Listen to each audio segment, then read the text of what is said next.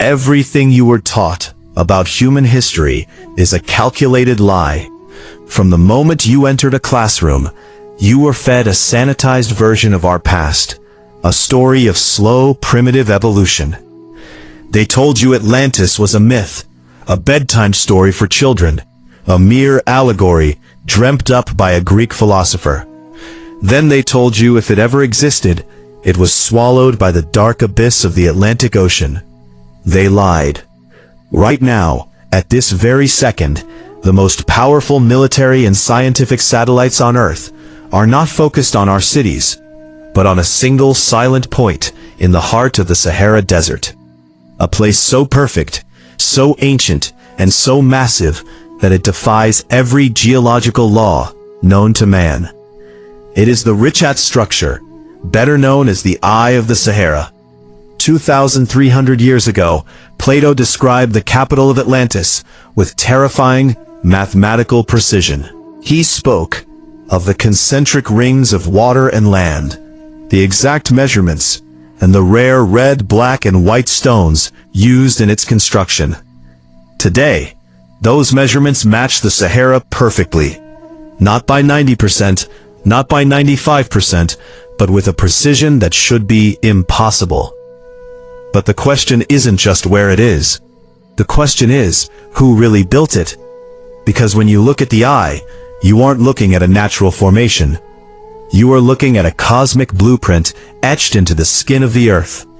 Prepare yourself. Your understanding of reality is about to be shattered. History is about to be rewritten. Welcome to Legends of Time. To understand the true nature of the eye, we must look beyond the filtered records of modern history books. We must travel back to the dawn of writing itself, to the Sumerian cuneiform tablets. These are the oldest documents known to humanity, and they do not speak of myths. They speak of an encounter. These tablets tell the story of the Anunnaki, those who from heaven to earth came. The Anunnaki were not mere men, and they were not gods in the way we imagine today.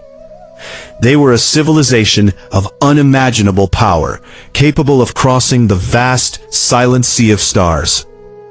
When they arrived on this planet hundreds of thousands of years ago, they didn't see a wasteland. They saw a resource-rich world waiting to be harvested.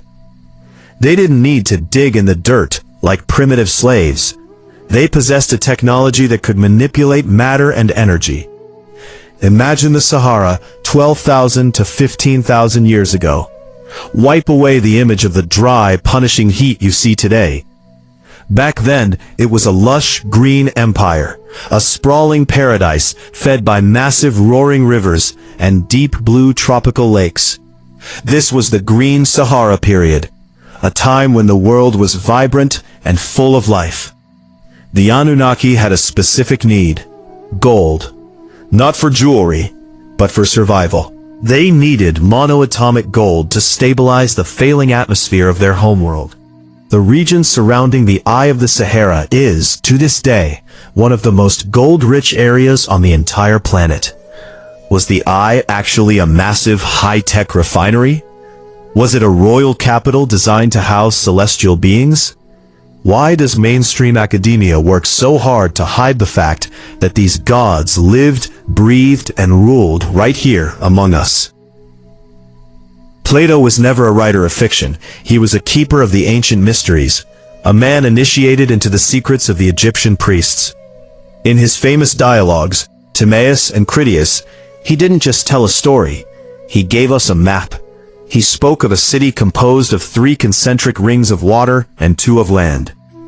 If you look at the Richat Structure today, even after tens of thousands of years of brutal erosion and the shifting of tectonic plates, those rings are still there. They are undeniable. Plato stated with absolute certainty that the central island of the city was 127 stadia in diameter. In our modern metric system, when you convert that ancient measurement, you get exactly 23.5 kilometers.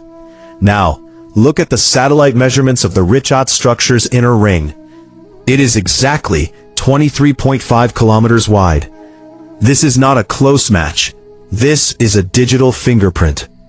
How could a Greek philosopher, living in an age of triremes and parchment, know the exact dimensions of a structure hidden in the middle of a vast desert he supposedly never visited?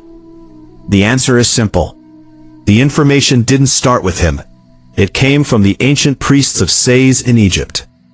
These priests told the lawmaker Solon that Atlantis fell exactly 11,600 years ago.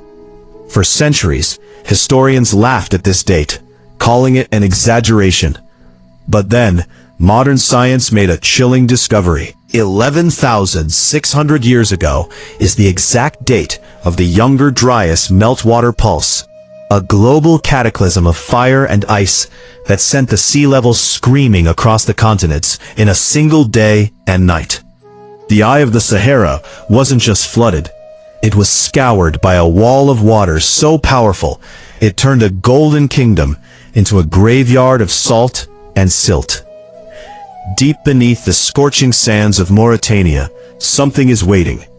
Ground-penetrating radar and modern thermal imaging have detected anomalies that mainstream science refuses to discuss. There are metallic signatures, vast underground cavities, and structured geometric shapes that do not match any natural rock formation on this planet. Plato spoke of a mysterious metal called orichalcum, a substance that glowed like fire and was used to cover the very walls of the capital city. The Anunnaki were masters of metallurgy and frequency. They didn't just build with stone. Could the concentric rings of the eye have been a massive power plant? Some fringe theorists believe these rings were designed to harness the Earth's natural electromagnetic frequency, creating a free energy grid that powered an entire continent. When the Great Flood hit, the advanced technology was buried under hundreds of feet of mud and ocean sediment. The gods, the Anunnaki, did not die. They fled. They returned to the stars, leaving behind only the biological inhabitants of Earth to tell the story of their departure. We are the descendants of those who survived, left to look at the ruins of a world we can no longer understand. The ruins are still there, sitting in the open, waiting for a generation brave enough to stop listening to the lies and start digging for the truth. As the desert wind howls over the eye tonight, carrying the dust of a forgotten empire, the spirits of the past remain restless. The Sahara is not just a desert. It is a library, a graveyard of a civilization that was infinitely more advanced than our own. We are told that we are the pinnacle of human achievement, that we are the smartest humans to ever walk the earth. But in reality, we are just scavengers, building our fragile cities on the ruins of giants. Close your eyes. Imagine the water returning to the rings of the Sahara. Hear the sound of the fountains and the humming of ancient machines. See the golden temples of the Anunnaki rising from the dust, reflecting the light of a sun that hasn't seen them for 10,000 years. The truth is no longer hidden in the shadows or buried in secret vaults. It is visible from space, staring back at us like a giant unblinking eye, watching us wait for the cycle to complete. History is not a straight line. It is a circle. What was once great will be great again. You are the one who has awakened to the legend. You are the one who sees the eye for what it truly is. Sleep now, for the age of secrets is ending. The age of time is beginning. The truth is calling from the sand. You are listening to Legends of Time.